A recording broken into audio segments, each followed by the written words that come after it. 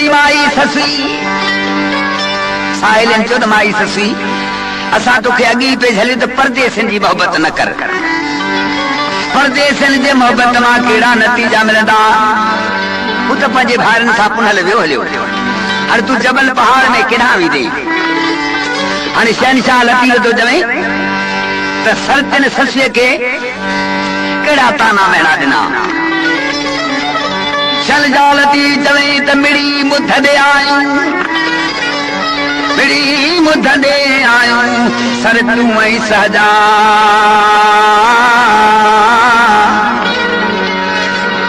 तू त सरती हुयूं पर जेका सहजा नाले सोनारी ही वा बिल्कुल ससुई जी करीब साइली ही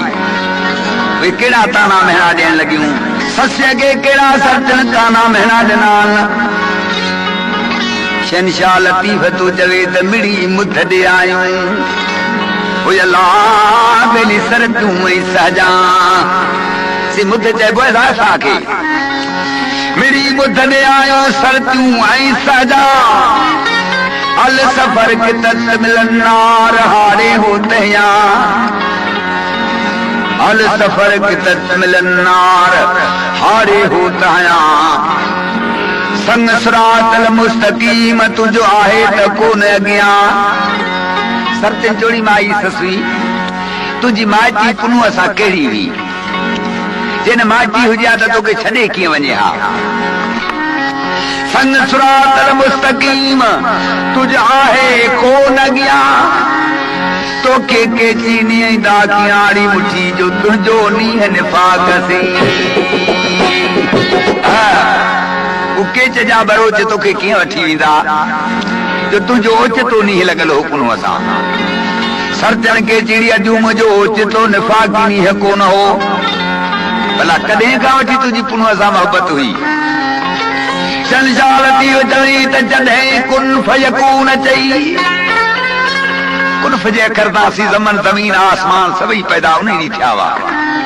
जॾहिं कुन फयकून चई जो आरानी अरवाह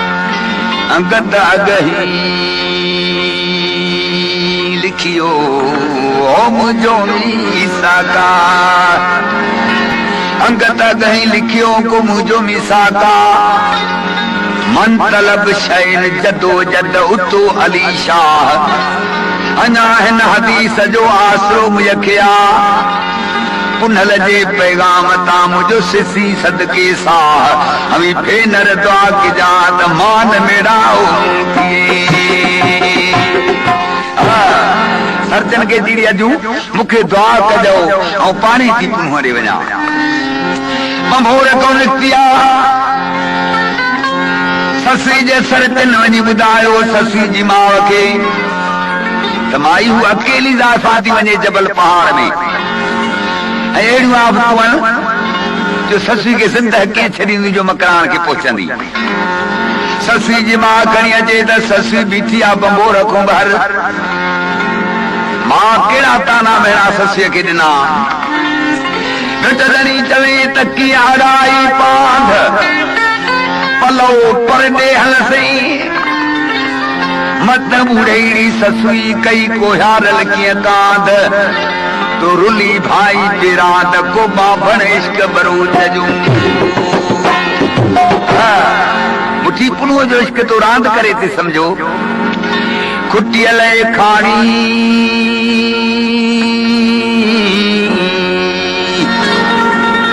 खुटियल खाणी लाती प्रित पुनू से सयो सुखो ही जिंदड़ो सो तजेरे विधई जानी अञा हाजू होतानी तो सस भगदा जो ससुई जिन जबल पहाड़ में विधे तञा वधीक तोखे तकलीफ़ूं ॾींदा मां खे चवण लॻी मां खे चई मां तोखे मुंहिंजो लाचार न आहे बाक़ी मुखे ने शादी में जेके रात टप्पड़ डेज में ॾिना अथई समझी थी ही न ससी पाण सां खणी वञे वे टप्पड़ लाहे माउ खे उछली ॾियण लॻी शहनशाह लतीफ चवई त वठ संभाले सां डेज में हिकु साह ॻणाईंदा आहिनि वठ संभाले साथ जी बाही थी बुरा करया ताना मुखे तॾहिं पई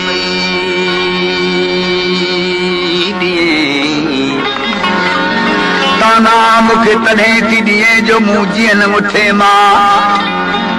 आर्य जी आगाह मुखे रुलायो आहे रोहन में